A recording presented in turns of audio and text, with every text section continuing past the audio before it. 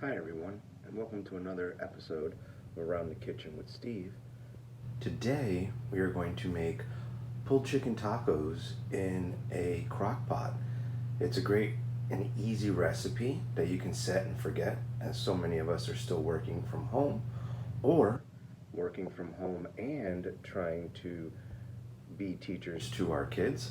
So this is a fast, easy, set it and forget it recipe that you can make first thing in the morning and not have to worry about it until dinner time. Right now, we have 3 pounds of boneless, skinless chicken thighs. I prefer those because it's dark meat and a little bit juicier, but if you're trying to eat a little bit healthier and you want to use something like chicken breast, it would be the same amount. I'm adding in taco seasoning that I made here at home.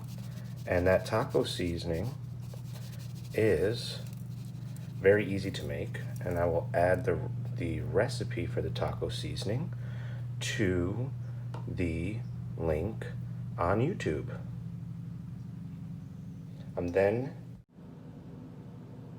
adding about a half a cup of vegetable broth, actually vegetable broth that we made in a previous episode.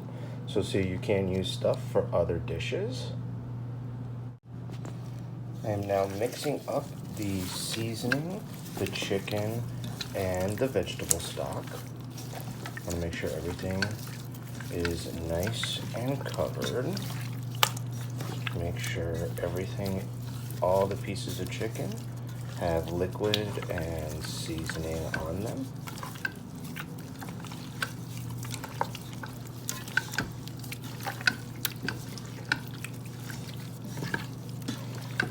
This really just makes sure that all that flavor that we put in the seasoning and all those wonderful vegetables we use to make the broth are all mixed into the chicken. All right, you want to set your device to slow cook. You want to set the temperature to or setting to low, and you want to set your timer to 8 hours. Press start. And you literally have nothing to do until those 8 hours are up, and then the super fun part comes where we get to see and smell the wonderfulness that we just made and get to shred it and prep it for tacos. Our chicken is now complete. Let's open this up.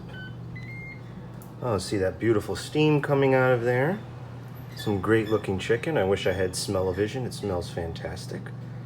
What I'm going to do now is scoop the chicken out of here into a bowl where it can cool for a bit, where then I can go and shred it and then put it back into the sauce with some lime juice. The chicken here, I'm pulling it out. It is actually falling apart as I'm moving it into the container to cool. That's how you know the chicken is already nice and soft and ready to go, and that the slow cooker did its job. Taking the last piece of chicken out here, you're going to want to keep your broth in your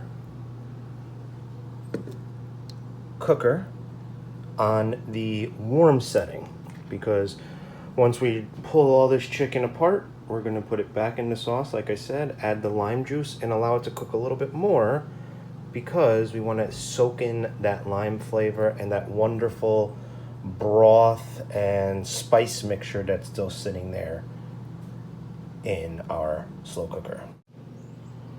The chicken's cooled off, so now you shouldn't burn your hand.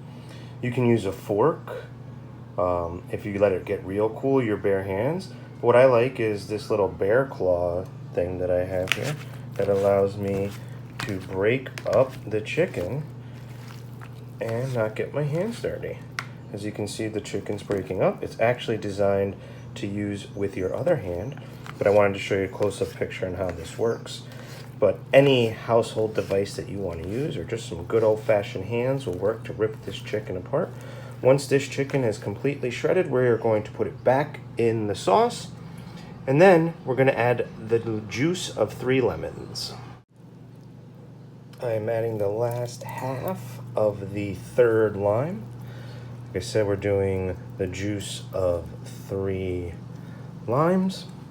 Now you want to mix your chicken back into the juices of the vegetable stock and the spices, as well as that lovely lemon citrus flavor that we just added into them.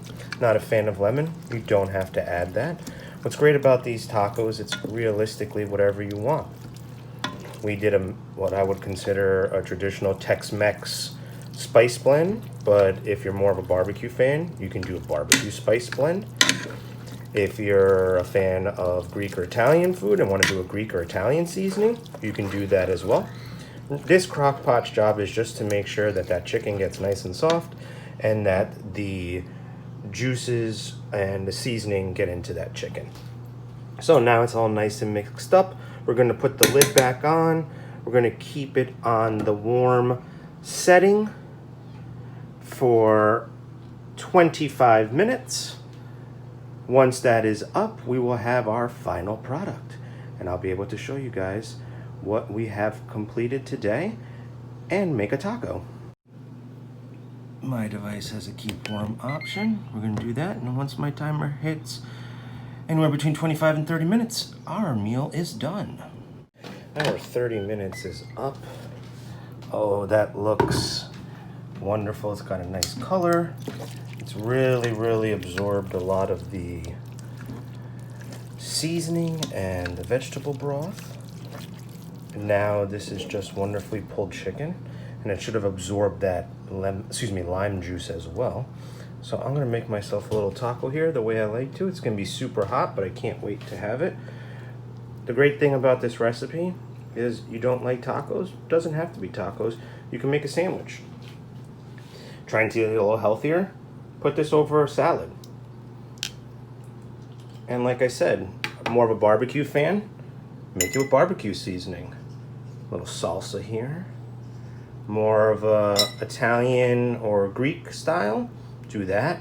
Middle Eastern, whatever that flavor profile you like, just add it to this chicken and cook it for the same amount of time. The only thing is you may have to change your use of citrus to something else. But this set it and forget it recipe is great, again, for all of us that are still at home, working at home, raising our kids at home, and teaching, and just trying to figure out how to get everything done. At least for a couple of days, dinner can be done with this easy 1 pot, 3 ingredient item that you can then dress up however you like. Again, I'm going to put the recipe for my homemade taco seasoning in the description on the video. So I'm going to go eat this amazing looking taco. I thank you for spending some time with me again. I look forward to seeing you all. And until then, happy eating.